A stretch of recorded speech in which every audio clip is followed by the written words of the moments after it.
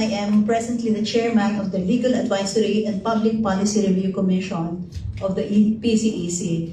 And it was in 2022 that PCEC asked me to help them with some policy dilemmas that were then pending before Congress. So I began my involvement with PCEC, and a few months ago, I was informed that there was a Senate bill that had reached the second reading and would pass anytime. And of course, it was a matter of concern to us. And the reasons for my objection, I have largely already put out there. But let's first talk about the main points I will discuss today. First, yung reflection ko kung anong nangyari dun sa matter of embedding of the international standards of UNESCO and possibly WHO in SB 1979 and the reactions. Second, I would like to point out that it is unconstitutional for introducing multiple subject matters, contrary to Article 6, Section 26(1) of the Constitution. And Congressman Rufus Rodriguez has already alerted us to that. That's why I believe that's the reason why, among other things, he wants the immediate withdrawal of the approval by the House of Representatives of HB 8910, the counterpart bill. Third, it is unconstitutional for downgrading and negating parental authority as required by the Constitution. Fourth, the importance of health and wellness education, including sex education, and the necessity of involving important stakeholders in the debate. So 4 points lang po, tapos question and answer na tayo, if you may. I have already repeatedly explained, no, yung process of interpretation of laws, and which we call it statutory construction. If there is reference to an international standard, para yung pintuan na pag binuksan mo, bubulwak, no? So the warning was the fact that the reference to that standard will immediately bring in a whole plethora of concepts that will not appear on the face of the bill itself. But when the implementation is required to be made, then what happens will be that the implementers will look to the references. And when the references are to a world that is actually very strange, they will actually not be faulted for introducing delicate subjects into the curriculum of the DepEd. In fact, yan ang nangyari sa DepEd curriculum ng CSE ngayon. If you will look at the curriculum of the CSC, no? Ang una nating slide is, balikan natin ulit yung section 6, no? If you look at section 6 of Senate Bill 1979, ang sabi niya, CSE shall be a compulsory part of education integrated at all levels. Ang basic education is defined as K to 12. Ibig sabihin, inuutos sa buong DepEd na ipasok ang mga masaselang bagay, maaaring ipasok kasi kailangan integrate sa lahat ng levels. And you will see later on the slide referencing the UNESCO International Technical Guidance on CSE. And the words are quite clear.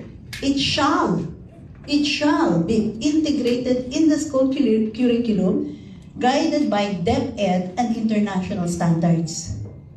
So yun ang titingnan nila. And ang international standards, there are only two, wala nang iba. The UNESCO Guidance, 2018, and the WHO Guidance, 2010. And DepEd has reference to the UNESCO Guidance on the CSE. There are no other two documents. So whether you look at what is there right now in the DepEd, o kaya tingnan mo ano yung international standards, pare-pareho yan. Kaya, pag sinabing i-mandate na ipapasok sa curriculum ang CSE, to be guided by international standards. As I described it, pagbukas mo ng pinto, ang implementers, ang curriculum developers, will be authorized to probe into all the subject matters that are prescribed by both UNESCO and even to a certain extent, of course, mas medyo accelerated ang WHO, even WHO. But they're basically two documents that are very complementary. Paano nangyari yung sinabi ko, bumulwak kasi nabuksan ang pinto? Look at the DepEd curriculum. Ayan na, itatry natin i-zoom in sa baba. Nandyan yung nakalagay na, yung nakabilog, no? Sexual and reproductive parts are vital parts of the body. The body parts can be described using different sense organs. Saan nakuha yung concept ng pag-explore ng katawan? Wala naman yan sa Filipino consciousness. Ang nanay, magkukwento, anak, mahal ka namin, ikaw ay bunga ng pagmamahala namin, iingatan mo ang katawan mo, no? At huwag mong papahipo kahit kanino kasi napaka-importante na maingatan ka. Ganyan ang mga kwentuhan sa bahay. Now, look at the UNESCO standard. Very foreign. Kaya, pag binuksan mo yan and sinabi mo sa curriculum developers, sundan mo ito, i-model mo, ito ang resulta. Key idea. 5 to 8 years old, pasok dyan ang grade 1. People can show love for other people through touching and intimacy.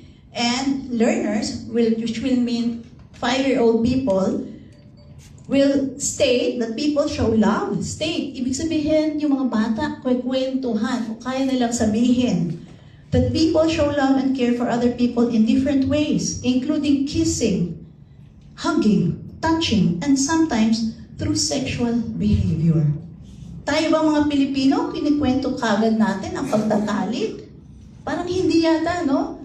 Pero sinasabing kailangan na daw, kayang sabihin ng 5 years old, yung pagtatalik bilang tanda ng pagmamahalan. And then you look at what is for 9 and 12 years old. Sa baba, no? Key idea. Kailangan learners will be able to acknowledge. Paano hinihingan ng acknowledgement sa classroom? Hihingan ng yes, oo nga teacher, yes teacher, gagawa ng report, gagawa ng essay. Ano i-acknowledge ng bata? Acknowledge that masturbation does not cause physical or emotional harm, but should be done in private. So, kung kahit sino sa atin naniniwala na ang masturbation will lead to more exploration at kung maaari ay pipigilan natin, ang WHO curriculum encourages the normalization of masturbation as long as private. I don't know whether Filipino parents agree with that or not. And the WHO curriculum is the one where they really talk about enjoyment and pleasure when touching one's own body. 0 to 4 yan. Kasi sa Europe, ang mga bata, iniiwan na kagad sa daycare with an educational component as early as when the parents return to work. Tipitan nyo, no? Ang description dyan, early childhood masturbation. So, because SB 1979 says, mag-guide kayo ng international standards, a curriculum developer can look at these two panels and then say, kailangan palang i-introduce ang normality ng masturbation, turuan ng mga bata na hawakan agad ang sarili ng maaga, at in fact, dun nga sa 0 to 4, pagkukwentuhan nyo ang enjoyment ng paghawak sa sarili. Tell me if that's not a foreign ideology. I don't know what is. And so, when the DepEd, because it referenced itself to the UNESCO technical guidance, yung module makers nila, curriculum developers nila rather, pumasok sa, tingnan yung itsura, ha? Yung the body can parts, which include the sexual parts, can be described using different sense organs. Ano ang different sense organs natin? Touch, smell, taste, hear, see. Ilan ang mga bata sa isang classroom? 60. Lalaki, babae, ang liliit. Iisa lang ang adult, yung teacher. Magkwekwentuhan sila sa paghipo ng sarili. At pag-uusapan nila kung anong amoy. Ay, hindi ko na makayang i-describe pa yung iba, no? Nakakakilabot that a curriculum like this, walang nakahuli, kundi na-roll out and publicly displayed in September of 2022. Kaya sabi ko, sino magsisisi sa kahit kanino kung magsasound ng alarm kung ganito ang reference materials at ito ang naging resulta sa pagbasa ng curriculum developers sa UNESCO at WHO standards. Kasi international na tayo eh. Kasi ang intensyon talaga sumama tayo sa international program called CSE. Ganong kakapal ang UNESCO, 140, tapos ang WHO, nakalimutan ko kung ilang pages. At with all due respect, pumapasok na tayo sa ganitong usapin about touching, etc. Nung narinig ko na parang sinasabing wala pa naman yung standards na yan, nabahala ako na hindi pa naman daw defined. Maggagawa ka ng batas na wala pang standards, eh di, unconstitutional yun, di ba? Pag walang standards. Eh nakita ko nung sinabi niyang DepEd standards, ibig sabihin yung existing DepEd CSE curriculum. At siguro, maaring pag-usapan natin ang impact ng pagkaka-spearhead nito ng module making ng Philippine Legislative Council on Population and Committee, Philippine Legislators Committee on Population and Development. Dalawa daw ang entities ng nag-develop. Ito po slides ng DepEd. So pupunta na ako sa next, ano? Puntahan niyo ho yung pinakakanan. Andito po ang mga developers ng module. Nakalagay po, developers ng module ay spearheaded by Likhaan Center for Women's Health Incorporated, which is chaired by Dr. Sylvia Claudio, and the PLCPD, Philippine Legislators Committee on Population and Development. Ipapakita ko po yung Board of Trustees ng PLCPD. Nangunguna po dyan, ang chairman po ay si Senator Risa Hontiveros. Ibig sabihin po, the organization she was leading as chair was also the organization responsible for developing the module that had been rolled out in September of 2022. So, masasabi mong may connection, di po ba? Kayo na po ang mag-infer ng connection. Kaya, nais ko rin pong sabihin na, halimbawa po, no, pag binuksan mo ang pinto, nag-reference ka ng standard. Sinabi ko, liligwak yan. Ang isang magandang trade practice po ay yung international commercial terms na sinasabing Incoterms. Yung kontrata po pag sales invoice, hindi lang ako nakadala ng sales invoice ngayon, may presyo po yan. Tapos either of 4 terms ang ginagamit. FAB, FAS, FOB, CFR, CAF, CIF. Ang tawag po dyan ay mga shortcuts.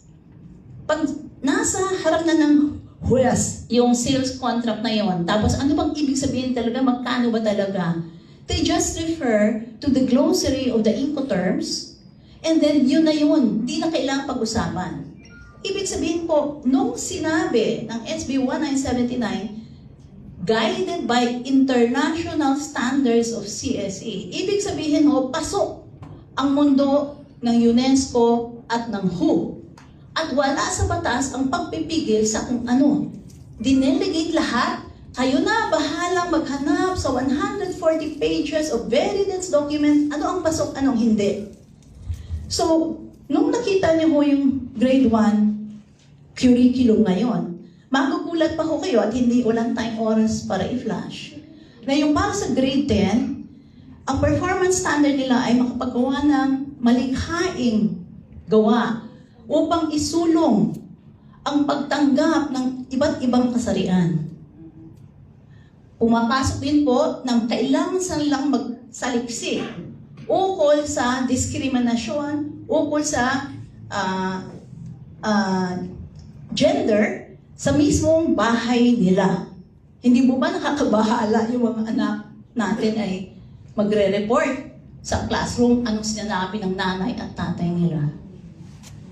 At doon naman po sa graduation, sa grade 11, nakalagay po doon, kailangan ma-internalize ng bata na sexual activity is a mature way of showing love. So, puntahan niyo ho, i-guide ko po kayo sa DepEd curriculum. Maganda kung magka-session ng slide by slide or grade by grade kung ano ang concept ba talaga nila ng sexuality education. Sabi ko nga sa panayam, kung saan kasama ko yung isang kaisa, ginagawa ng aktivista for the gender ideology ang mga anak natin at a very early age and hindi man lang alam ng mga magulang. Okay. So yun ho, makikita nyo, ano ho ang itsura? Paano ho papasok yung mundo na sabi ko magliligwak? Simple lang ho. Ito ho ang itsura ng DepEd Memo Order number 31, Series of 2018. Ito ang front page niya. Tapos dun sa reference section po, makikita nyo, ito po ang gagamitin nila. Okay? Sa baba, already identified International Technical Guidance on Sexuality Education. This is a foreign ideology. Walang authority ang DepEd to allow gender ideology. Sexuality is the freedom from the consequences of the choice to engage in sexual activity into our system of education without authority of Congress. Pero nakapasok po. At anong ginawa ng curriculum developers? Nakita nila ito. Oh, okay, gayahin natin kung anong UNESCO. That's why we have that kind of grade 1 curriculum. So, so yun ang first point ko, no? Pasensya na po kasi kailangan na akong itigil itong part ng issue ito para makamove forward na tayo, makahanap ng solusyon. Second po, yung multiple subjects po ay na-introduce sa SB 1979. Ano po yung mga multiple subjects sa SB 1979? And you will find it in the words of the law itself, no? Hindi po sila part ng classic sex education. Kasama po sila ng isang liberal gender ideology. Sexual rights, rights-based approach to sexuality education and gender identity. Hindi naman ho, ang i-argue ng mga classical people, hindi naman niya kasama sa sex education. Ibang larangan na yan. So, anong ibig sabihin po sa CSE ng sexual rights? Sex without guilt and consequences. Gender identity, promoting acceptance of all kinds of subjective self-identification. Rights-based approach. Children have the right to make decisions of having sexual activity at their time, with whom, and how. Hiwalay sa parental authority, children can make those decisions. These are concepts that are not organic to classic education, but now they are in the DepEd.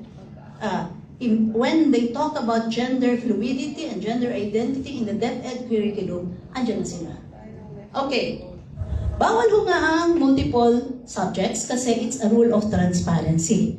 Ano po ba talaga ang tunay na layunin ng batas na ito? Ano po ang pinupunduhan nating mga Pilipino sa ilalim ng SB 1979? Ang tingin ko po, it's a gender ideology where the use of one's body is devoid of any moral or spiritual implication. Kasi ho, yung SB 1979, wala ko kayo makikita na marriage at abstinence doon. Ituturo po ang sexual right but not abstinence. Hindi po pinag-uusapan at hindi po pinag-uusapan yung marriage, which is a foundational concept in our Constitution. Saan po yan? Sa SB 1979. Instead, it is focused on the CSE worldview. Na sinabi ko sa inyo, isang liligwak talaga na worldview. Okay po, ano nga ang proof natin that it goes beyond sex education or the avoidance of teen pregnancy? Ito po. Next slide. These are excerpts from the UNICEF. UNICEF po, no? Children's Fund po yan. Review of Comprehensive Sexuality Education in Thailand. It's a 2016 document. I hope I'm not mistaken there. Ito po, no? Look at what the UNICEF is critiquing the Thai implementation for. Ang sinasabi ng UNICEF, CSE goes beyond the subject matter of teen pregnancy. Kaya nga ang sabi nila, kulang naman, disappointing ang pagturo, ang implementasyon ng CSE sa Thailand dahil ito, as a result, sexuality education curricula in Thailand are centered on prevention, but cover the root causes of related problems less fully, and therefore pay little attention to teaching about respecting sexual rights and gender equality. Sexuality education in Thailand is aimed at solving specific problems. This does not conform to the principles of CSE, namely that it must be a right-based and gender-focused approach to sexuality education, which goes beyond a focus on prevention of pregnancy and sexually transmitted diseases. Educational institutions need to place more emphasis on teaching about equality, sexual rights, and gender to cultivate attitudes that help to solve sexual problems at their roots. Sila mismo nagsasabi, hindi lang pregnancy avoidance. Ang gusto natin ay talagang i-address yung deep psychological problems where there is repression of sex. Yun ang basa ko dito po, kasi pag binasa mo pa yung literature. Kaya ang dami na pong reports ng resistance in many countries. Pag ang parents ayaw na nilang ituro ang gender identity and sexuality rights, failure sa tingin ng UNESCO ang mga bansang iyon. Kailangang ituro ang gender equality, ang sexual rights, at kailangan ito maging rights-based and gender-focused. Tingnan niyo po, ang lawak, no? At sabi nga ng CSE ng UNESCO, mas dapat integrated sa curriculum in as many levels and as early and comprehensively as possible. Kaya yan, comprehensive sexuality education. So, unconstitutional for going into teaching children about gender equality, about sexual rights, and giving them rights that are devoid of parental authority. Yan po ang focus na sinasabi ng UNICEF itself. Pag hindi yan naituro, failure yan. Okay po. Third, dinedegrade niya at dinenegate ang parental authority. Ito po, 2 sections. Tingnan nyo. Pag mag-access ng mga reproductive services and goods, ibig sabihin po yung condom, pill, at kung ano-ano pa, may 2 sections, very clear. Hindi pwedeng hingaan ang consent ng magulang. Tingnan niyo po ang section 5B, no?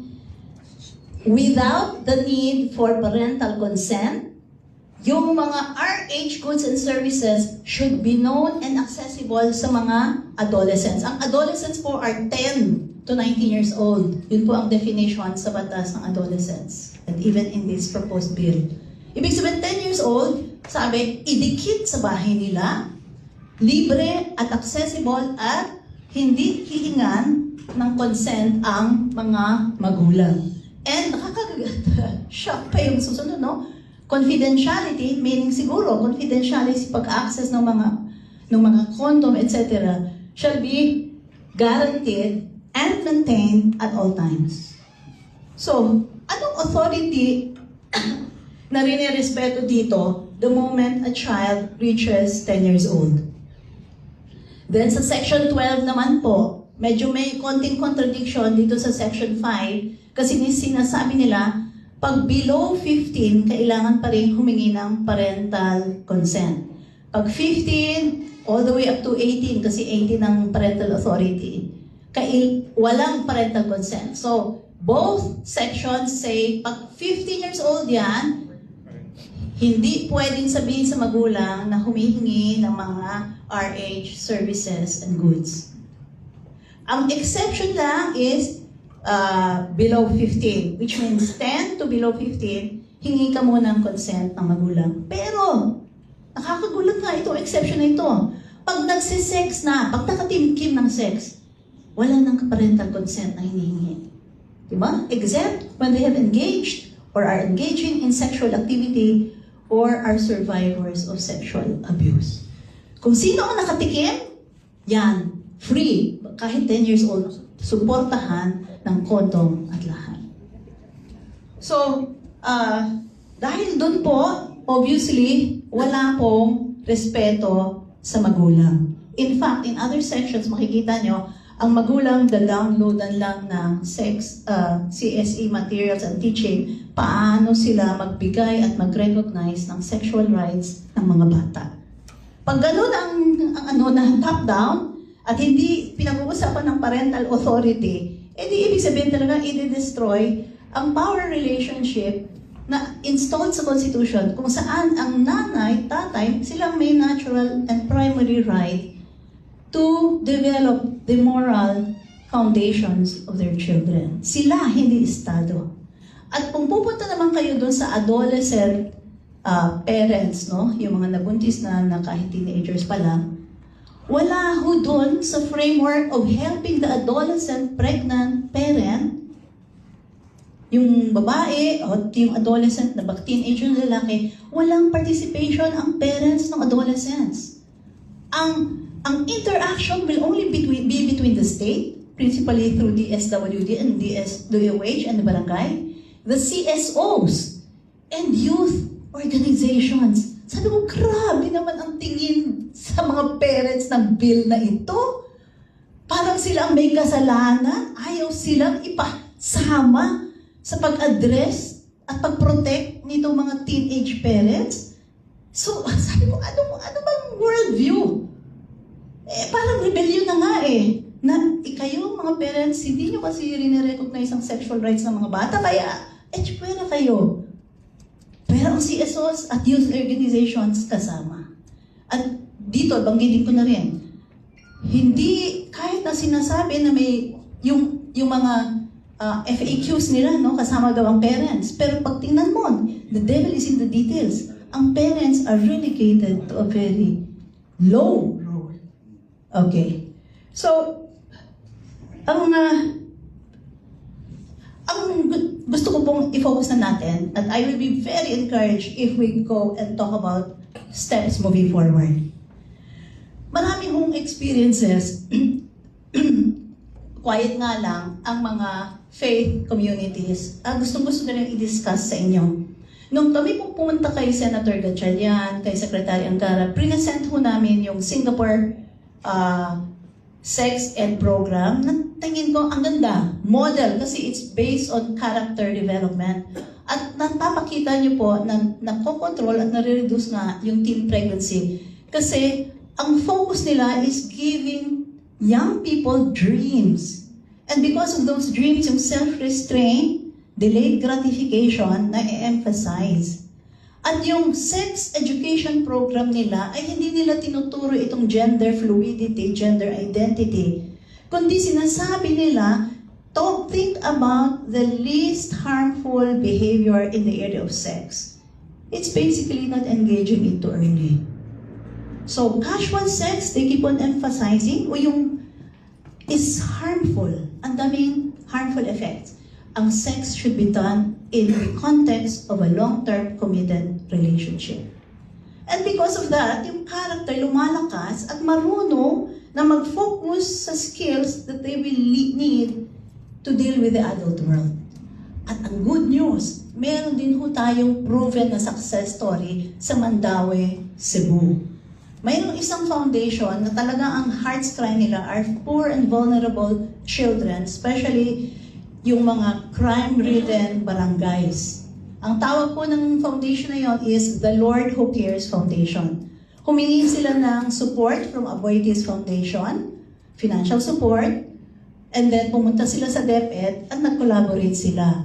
Through an intense personal journeying with the young people, 100 young people, and with the parents being equipped to journey with these children and teach them values that will help them get over the other side from one of darkness to hope. Ibig sabihin, yung mga batang mahirap, tinuruan na may chance ka pa to be a very productive member of society. I-focus natin yung mind mo.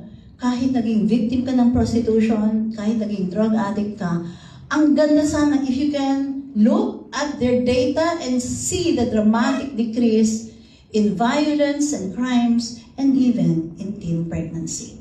Ang ganda nga ng concept nung nila, sinasabi nila, second chance virginity. Ibig sabihin, hindi ka kailangang malugmok. Ano man ang pinagdaanan mo naging victim ka ng sexual abuse, there is always redemption and healing. Tama lang dapat ang mensahe sa mga bata, mahalin sila.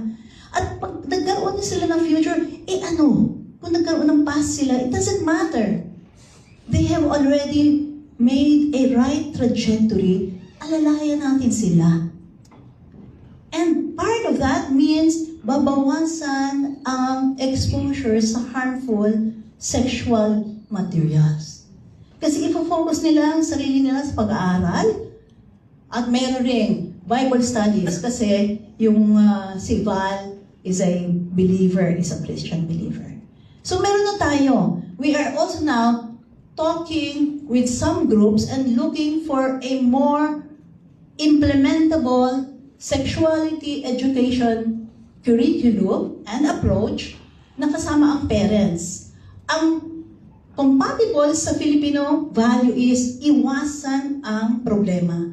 Ano ba ang pinakamagandang behavior that will minimize teen pregnancy at the same time minimize STIs? So ang nakita ng isang study sa US, ang pinaka may hope pa is a US study, 2019. It was presented at a formal, I have it here in my folders, at a formal presentation in a public hearing, is yung abstinence, mayroong kahit longitudinal research, ibig sabihin over a period of time, mukhang may pag-asa. Kailangan ng more research kasi yung abstinence-based programs kung saan ini-strengthen yung character, mukhang may chance of really addressing teen pregnancy. On the other hand, yung mga sinasabi ng CSA proponents, wala namang longitudinal research. Alam niyo kung bakit? Kasi ang kanilang implementation and monitoring system ng UNESCO, instead of seeing ilan ba talaga ang hindi naging pregnant vis-a-vis the previous data, ilan ba ang less na na-expose na sa STIs? Walang longitudinal, meaning yung long-term study. Instead, ang kanilang assessment, tingnan nyo yung silent study, nandyan yung link, na-implement ba ng lahat ang gusto namin? Sabi nila, ang problema dito, majority of Thai teachers want to talk about abstinence, want to talk about sex within marriage, want to talk about heterosexuality, ayaw ituro yung alternative lifestyle. Ang laki naman ng resistance. But that is not only with Thai teachers. Across the board, teachers are resisting. At ang na-identify ng UNESCO na number one nagbe-block sa kanila are churches and parents. So, sabi nga dun sa Thailand report, ayaw ng mga teachers at administrators na ibuhos na ang resources sa sexuality education kasi ang daming problemang i-address. Yun rin across the board yung mga complaints about CSE, kulang ang pondo. Kulang na nga ang pondo natin eh. Sa basic education, ang baba na ng PISA score natin. PISA ba yun or PISA? Bakit ibubuhos dito? Ibubuhos yun sa atin. Hindi yan free ha. Maaring ibigay sa atin yung technical assistance habang nagagawa ng module, may i-hire na ano, you know how it goes? May i-hire na consultant. Pero pag na-aprobahan, kasama ng Memorandum of Agreement, dapat ilagay sa budget ng DepEd. Bakit hindi natin ibigay doon sa mga skills na talagang makakatulong sa buhay? Bakit ganito na outside of teen pregnancy and illness avoidance? Let's search for the real solution. This will create a problem that we will endure for generations to come. Biruin mo sa DepEd curriculum, ang bata-bata pa ng mga bata, tinuturuan na sila ng identity crisis. Sabi nga nung isang paano daw yung identity crisis sa subject matter sa Canada, sabi ng friend ko, yung friend ko is the Lola of this Canadian girl. Lola, I was told by my teacher that I'm a girl. I'm not a girl. But I said, but I'm a girl. No, you only become a girl when you decide that you are a girl. After a time. Right now, you can't decide. So siya, ating bata, Mom, Lola, am I really not a girl? Until sometime in the future? Just imagine how it's being introduced. At yung nagsasabi na hindi naman daw diverse yung mga nagre-reklamo about CSE. Let me show you a slide. Ito lang ang last, no? Okay. Ay, hindi pa yan ang last. Okay. Sige, yung pumasok na sa slide, Ruth, mag-jump ka muna sa pinakahuling slide at baguhin natin yung, tingnan nyo. This is a slide from a secular, non-religious group. Ang tawag sa kanila, Safe School Alliance.uk, org.uk, no? It's a group made up of non-religious. We keep on emphasizing, hindi po kami religious. And other, both heterosexual as well as LGBT community.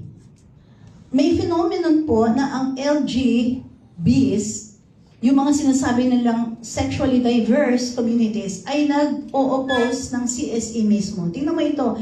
This is their evaluation of CSE in the UK. Sabi nila, itong 0 to 4 na yan yung, yung tungkol sa early childhood masturbation. Tapos, translate ng mga NGOs, kasi ang mga NGOs are allowed to provide supportive materials to sexuality education. Like the SB 1979, it says NGOs can help create materials and support. Sabi niya, parang dinidesensitize ang mga bata. And that will give way to, tingnan niyo ang words niya, desensitization to touch, no? Kasi it's about touch. Also plays a role which may begin with encouraging a child to intimately explore their own bodies and welcome non-sexual physical contact from others with a view to escalation towards sexual contact. Anong ibig sabihin yan? Pag inintroduce mo yung paghipo ng katawan ng mga bata, na desensitize siya, and it leads to grooming. That's actually early grooming. Kaya ang objection nitong grupong ito, pedophilia is being introduced through CSE. Okay. Bakit? Tingnan mo yung materials na yan, no? Sabi niya, it should be normal, ang masturbation. You can actually just do it privately. It's as simple as, It's as simple as, like breaking your nose. Masturbation daw is just as normal as breaking your nose. Okay. So, anong sinasabi ko? let's find and define our culture. Ito po ang data namin tungkol sa culture ng mga Pilipino. So hanap tayo compatible with this kasi wala na tayong magagawa. We work with our culture, good or bad, ito ang base natin. This is a 2021 study of 10,000 young people conducted by the Young Adult Fertility Study, a government-funded study and conducted by UP professors principally. 76% call themselves Catholics, 18% call themselves Christians and other Christian groups. 6% call themselves Muslim, young people to, 16 to 26. And less than 1% call themselves others, which are atheists or not a Christian and or Catholic. So ang Muslims 6, no? So, in other words, at this point, ang kultura pa rin natin, ang mga bata, nagsasabi pa rin, kami ay Katoliko, kami ay Christian, o kami ay Muslim. Kaunti lang talaga yung walang affiliation dun sa majority religion. So, ito ang kailangan nating pagtuunan. Kasi magagamit natin yung paniwala nila sa Diyos sa pag-address ng teen pregnancy at sexually transmitted diseases. 73% of adults, on the other hand, okay, say that in a 2020 SWC study says that religion is very important.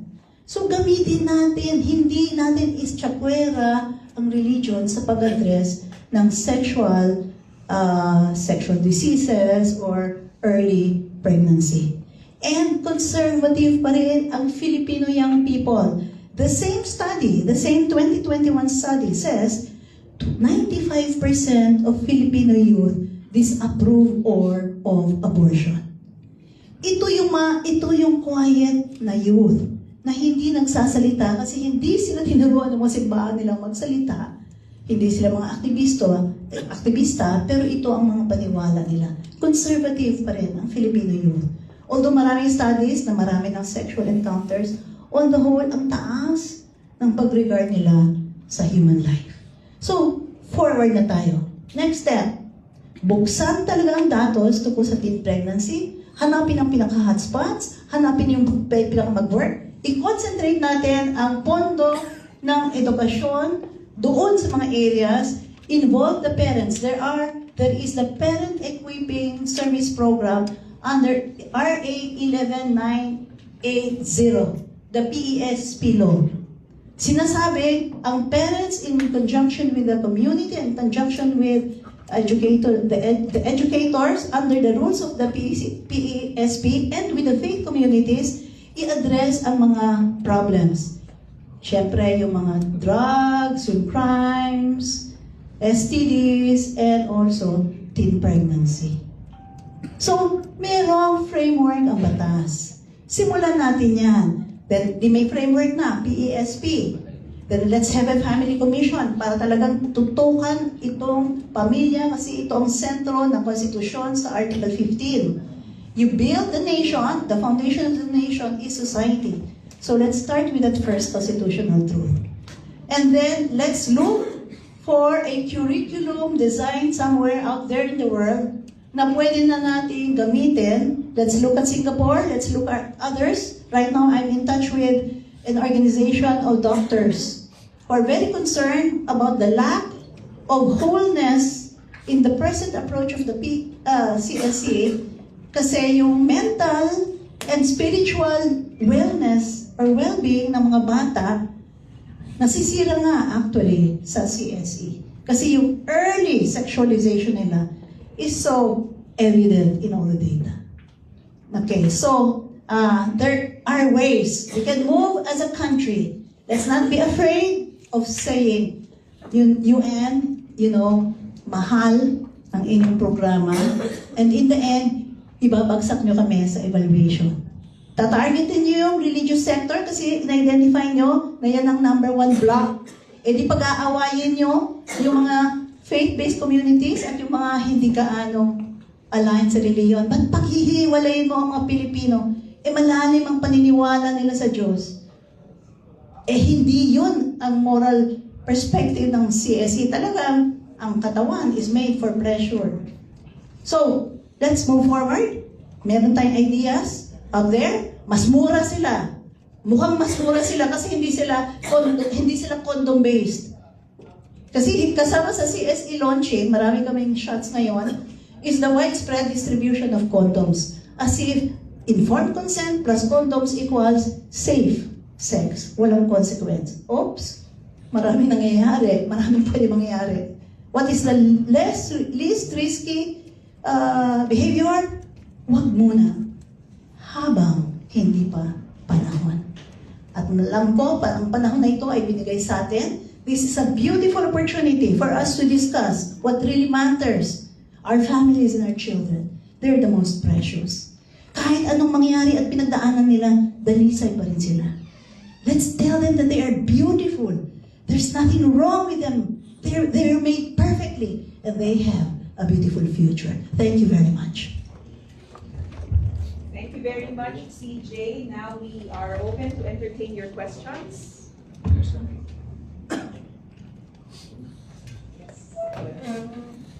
afternoon, CJ. I'm Michelle about from Bouncer. Oh, my God. Yes po.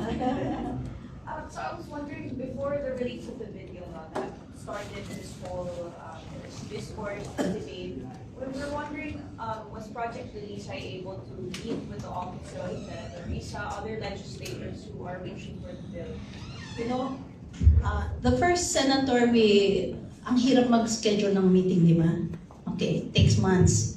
The first senator we met said, you're too late. Only amendments are allowed. You're too late. Only amendments are allowed. When you believe that the essence of CSA is anti-Filipino, you have no choice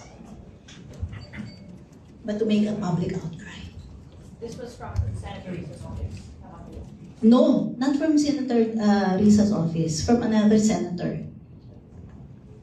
Can we know the senator's office? I'll ask his permission. Okay. Okay.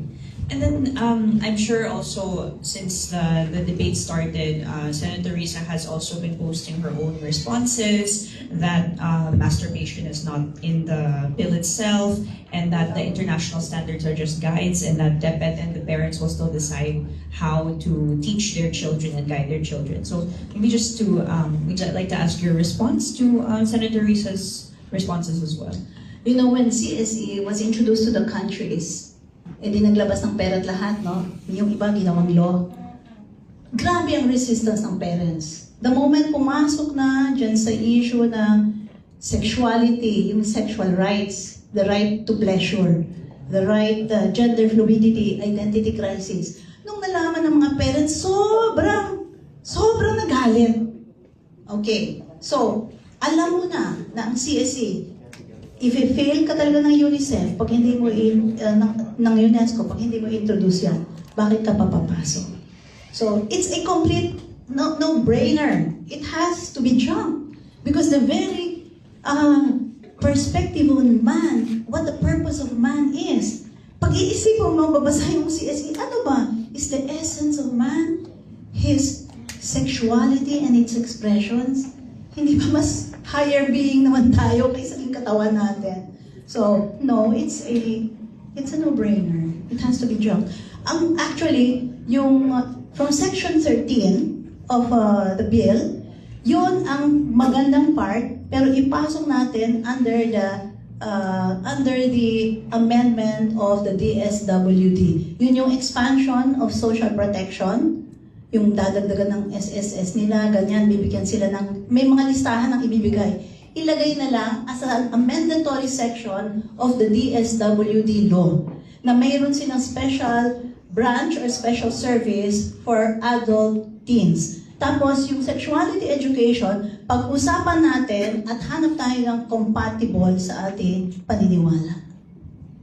Okay, ma'am. And I think the advocates are also wondering about the timing. Why now? Why the outcry right now? Especially since CSE has been mandated since the RH law was enacted over a decade ago. Hindi, that's not right. The RH law only talks about family planning, pag-isipin mo. And then it requires that it can only be addressed to adolescents 10 to 9 and with parental consent. Ang linaw sa RH law, itong SB 1979 is the opposite of the RH law. Okay, maybe last na lang po for me. No? Also from the steps forward, will you be speaking to lawmakers some more? Senator Risa said she was open to amending parts of the bill. Wala nga eh, kasi you are importing the entire Marvel universe. Hindi mo na pwedeng i-exclude yung mga kung sino-sino characters doon. It can't be amended. We are going to, parang kang kumuha ng bato para ipopok mo sa sarili mo. All the reports say it is so problematic. Pero dead set pa rin ang UNESCO na ma-implement ito. Alam mo nang sasabog ito, bakit mo pa itutuloy? Thank you very much, Rappler. Thank you. Oh, thank you very much, Rappler. And Michelle, I look forward to our time together. Good afternoon po, Noel Hello. Talakan ng PTV News. Ano ka? Noel po ng PTV News. Hi, Noel. I-clarify ko lang po, so yung standard po ng UNESCO at saka yung sa WHO, hindi siya applicable sa Philippines. Hindi applicable. Okay. By the way, nakalimutan ko. Unang-una, kailangan ko magpasalamat kay Pangulong BBM. Kasi kagaya ni Pangulong BBM, pareho kami ng paniwala na kailangan ng sex education.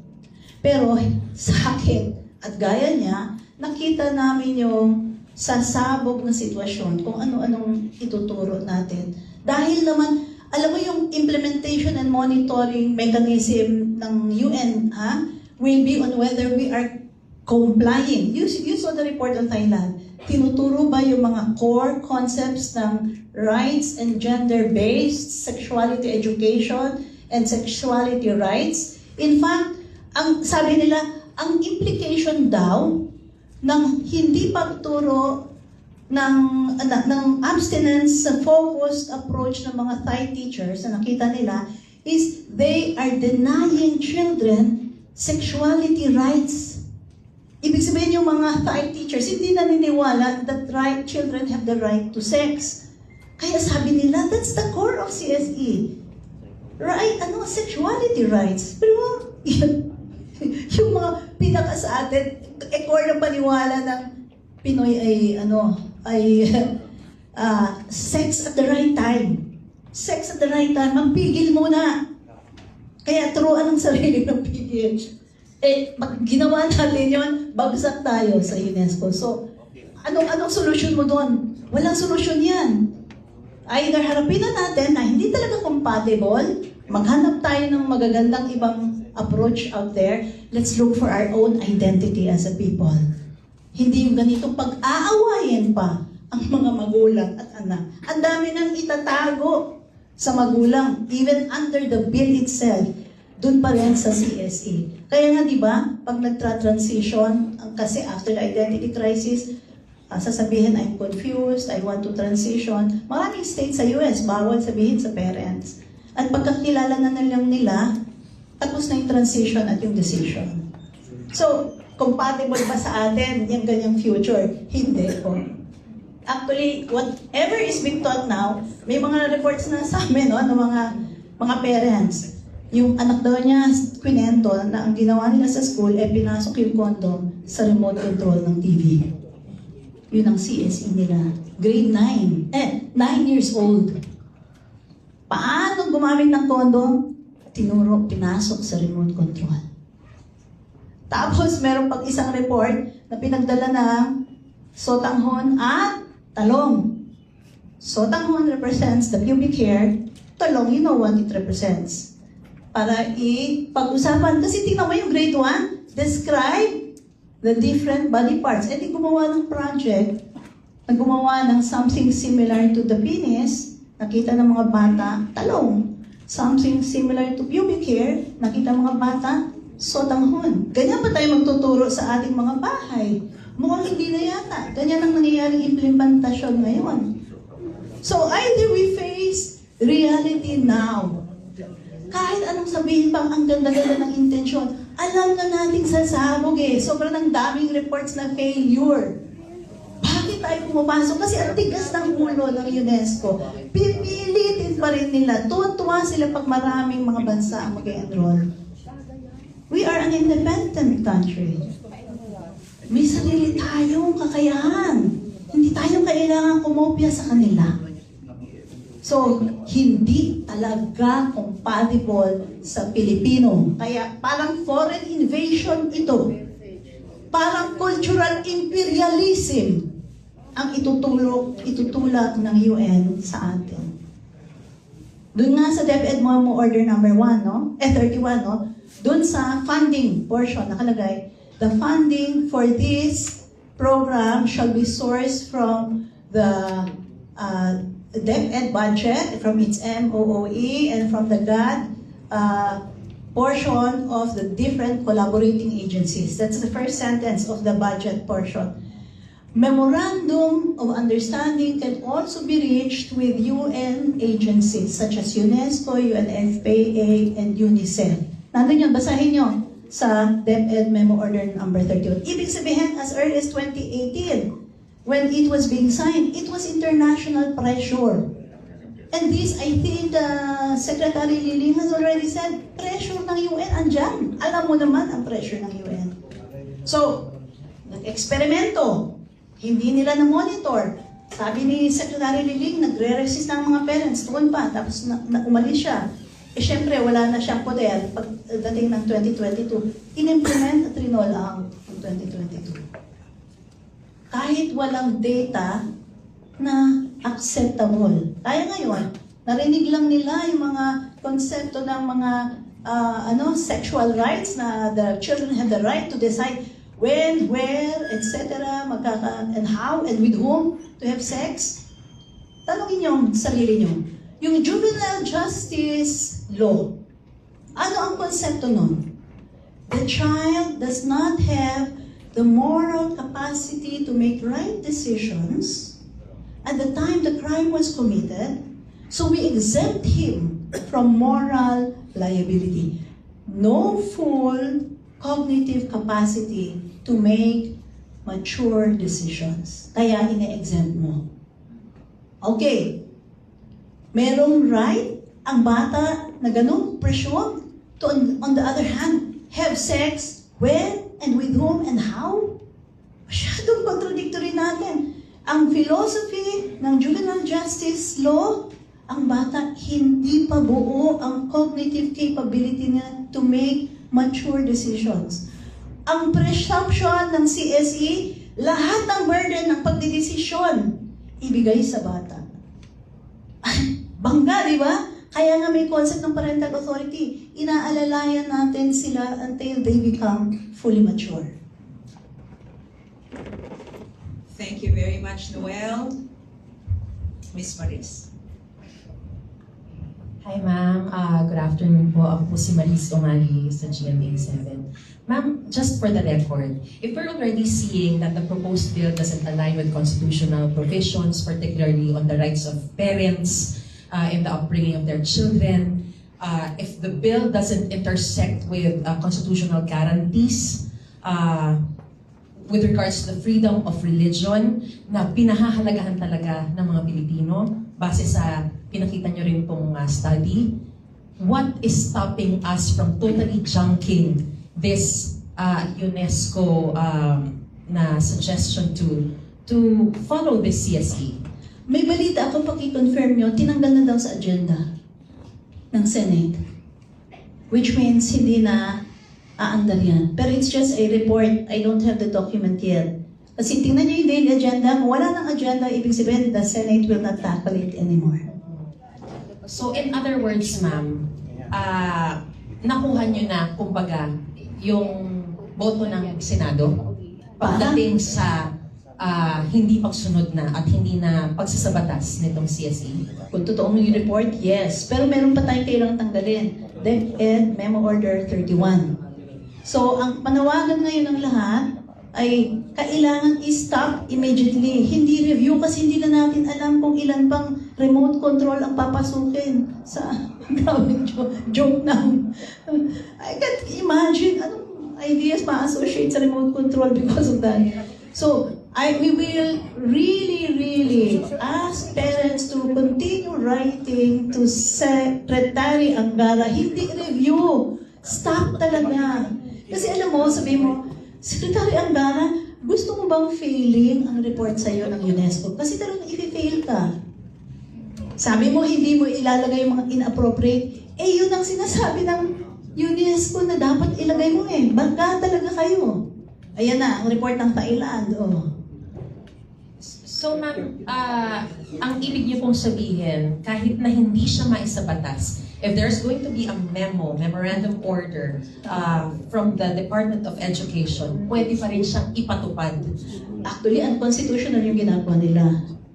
Kasi madaming mga konsepto na taliwas sa ating mga concept of family life, especially yung parental authority, na ang parents ang dapat unang magpo-form ng moral and spiritual development. And ito ay ang ganda ng Article 2, Section 13 of the Constitution, when it talks about the vital role of the youth in nation building. It also says, the state shall promote the spiritual and moral development of the youth. That's Article 2, Section 13. Then we go to Article 14 rather, which is on the educational provisions, and it says there that the state, all educational institutions shall develop the spiritual and moral development of the youth. Are required, no? And then meron pang portion doon, parents, religion shall be taught in all public schools. In all public schools, during regular class hours upon the written consent of the parents, provided that it is at no cost to government. Okay, this goes, the CSE goes against religion, no? And then Article 15 says that the parents shall have the right to form their families according to their religious convictions. And the Article 15, Section 4 also says that parents shall, the state shall defend the right of parents to participate in the implementation of all programs and policies affecting them.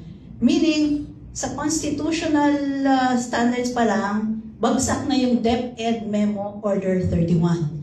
And then, it also violates the RH law. Kasi it goes beyond it. Walang authority. Nagtuturo na ng kung ano-ano sa younger than 10 years old. Then it also violates another provision of the RH law, which says na kailangan may parental consent, pati experienced teachers ang magtuturo. And it also violates the Youth in Nation Building Act, because Rule 2B of the Youth in Nation Building Act says that all youth development programs shall instill faith in the Creator. Dito walang Creator God dito. Sa DepEd, the way it is being taught now, I don't know. Pero at least hindi malakas, no? Kasi, ano kaya ang emphasis nito sa marriage? Hindi ko maintindihan kasi masyadong focus dun sa rights to sexual pleasure. And then, yung GMRC, Rule 7.1.1, sinasabi doon that the Maka-Diyos curriculum should always instill the faith in a God who provides help. So, meron ng marami ng bagsak. Bagsak pa sila sa Ease of Doing Business Act, yung ARTA law. Any regulatory measure must pass a regulatory impact assessment. So, maraming batas silang binangga at konstitusyon. So exactly, CJ, just kindly enlighten us. If obviously all these are violating a lot of laws, violating a lot of provisions, ano po ang basehan nila for this to be continued? Hindi kaya meron ng transfer of money for technical assistance? Kailangan tanungin si Secretary Angara. Have you talked to Secretary Angara or have We- you tried? Yes, we have tried. Tapos sabi niya i-review. After all of this, i-review pa rin ang kanyang position, di ba? Hindi pa niya sinasabi niyang i-withdraw. So ang next step is we're actually preparing a petition. Ngayon nakita niyo na ang response ng taong bayan. Please stop it immediately. And then nag-conduct niya si Congressman Romulo sa House, di ba? At ang recommendation niya is stop. Si Senator Minnie Gatchalian magpo-conduct rin ng investigation sa Committee on Basic Education. Pwede mong paki-explore yung sinasabi dito na international pressure. Anong impact nun sa budget natin? Because we are required by the whatever memorandum of agreement was signed to put scarce resources of the DepEd to CSE instead of math, science, basic English, reading for understanding. Bakit nasa sexuality education ang pondo ng taong bayan? Congress, both houses must conduct an inquiry. Bakit nyo dinidesisyonan ang pondo ng bayan sa isang bagay na alam nyong ayaw ng mga magulang at pinapabayaan yung mga kulang na tutukan gaya ng mga basic skills natin? Pero ma'am, wala pa po bang pag-asa yun? When you mentioned a while ago na nagpapasalamat kayo kay President Bongbong Marcos because pareho kayo ng paniniwala na kailangan ng sex education, but obviously, you recognize the fact na sasabog ito kapag sinunod natin ito. Wala bang pag-asa dahil mismo Presidente na nagsasabi? And Department of Education is under the executive branch. Dapat, di ba? Yan ang expectation natin. Emphatic si Presidente Marcos. So, what is keeping Senate Secretary Angara from immediately saying, stop, I don't know, and I want to know as much as you do? But are there, last na, ano pong mga legal challenges pwedeng kaharapin ng implementation nitong CSE? Kung Doon sa DepEd. Yes, yes. Oo. May nagsasuggest na magdala na daw ng kaso. Sabi natin, pag-aaralan na natin yan. Anong kaso? At petition for TRO for implementing a program that does not have statutory authorization. Walang law ito yung paggawa ng DepEd 31. Walang legal basis. Maraming salamat, Ms. Maris. Meron pa pong mga nais magtanong?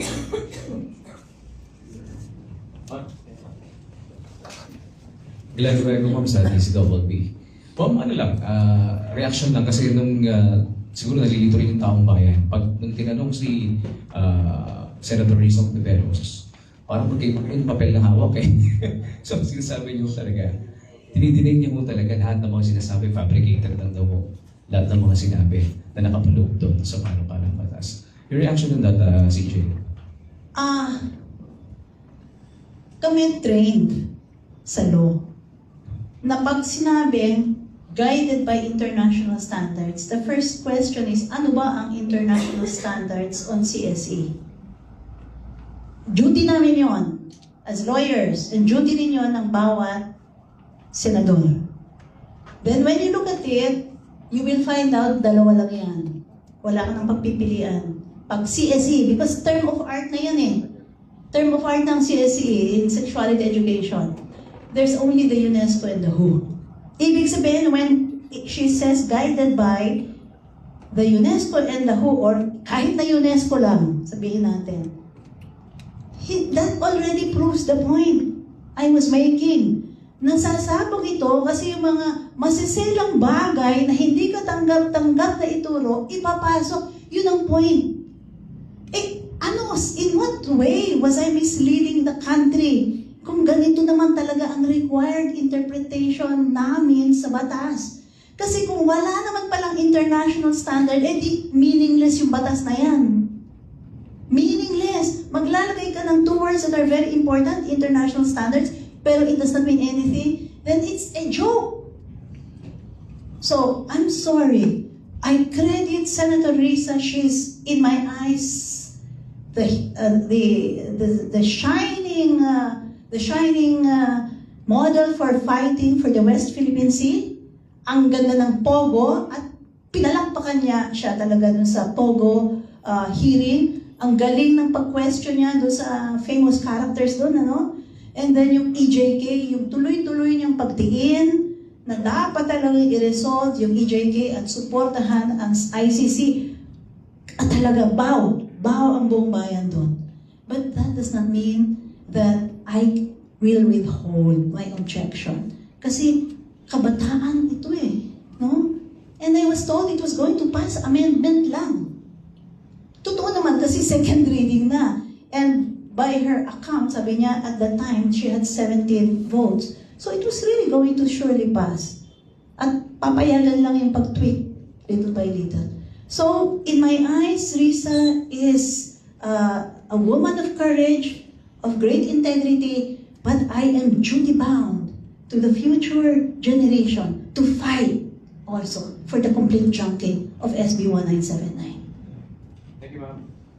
Maraming salamat. Meron pa po tayong mga katanungan from our friends from the press and media. Any other questions?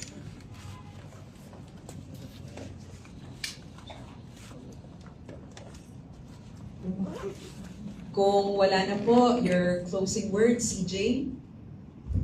Ang ganda po ng oportunidad na ito and I look forward to spending more time with you. Probe natin lahat yung mahirap na tanong. Ano yung mga mahirap na tanong? One-room houses. Diba? Where the couple will have sex and the children are there. Anong sitwasyon? Yun. Paano yung mga na-abandon? Kaya nga kailangan ang churches talagang faith-based community isama. Kasi ang laki ng capacity nila to love. Kaya nilang mag-ampon, magkupkup ng nabuntis, kaya nilang mag-share ng resources nila kasi kasama ng, at least marami sa kanila, kasama yung identity na yon na kailangan mag-alaga ka ng brother mo. Bakit hindi natin sila sinasama? At asa ng experts mula sa ibang bansa to tell us how to rear our children. Kulang lang natin ng focus. It's a problem, then we all need to unite behind the drive to protect our children. Ang Project Dalisay po ay isang grupo lang po na talagang masyadong concerned sa problema po ng bata na continue to be confused on their role in this world. Sino ba sila? We want to protect that innocence. Habang may panahon pa, kung maaaring safeguarding ang ating approach to parenting, let's adopt that. Yung burden na sa atin to decide what are the best rules for our children. Huwag natin ipasa sa mga bata. Biruin mo, sa school, tuturuan sila, you decide when to have sex. Kawawa naman. Yung moral dilemma ng pagpasok sa sex or not to go, idadagdag mo pa sa dami na nilang problema. The parents are here to guide. They are not the enemies of children. They are here to, and they have a lifetime commitment to these children. Sila ang pinaka-dedicated warriors for the protection of the children. Sila ang number one dapat nakakampi ng state. Let's shift gears. Let's look for another solution. I hope all of you will journey with the National Coalition for the Family and the Constitution and Project Dalisay, its baby. Thank you very much. Thank you very much, CJ. At maraming salamat po sa ating mga kaibigan sa media at sa press. Thank you for giving CJ and Project Dalisay a platform to be heard and to answer certain questions regarding this issue. Maraming salamat po. We will be providing a digital copy of the statement of CJ Sereno and also a copy of her presentation, and it will be sent to you within the day.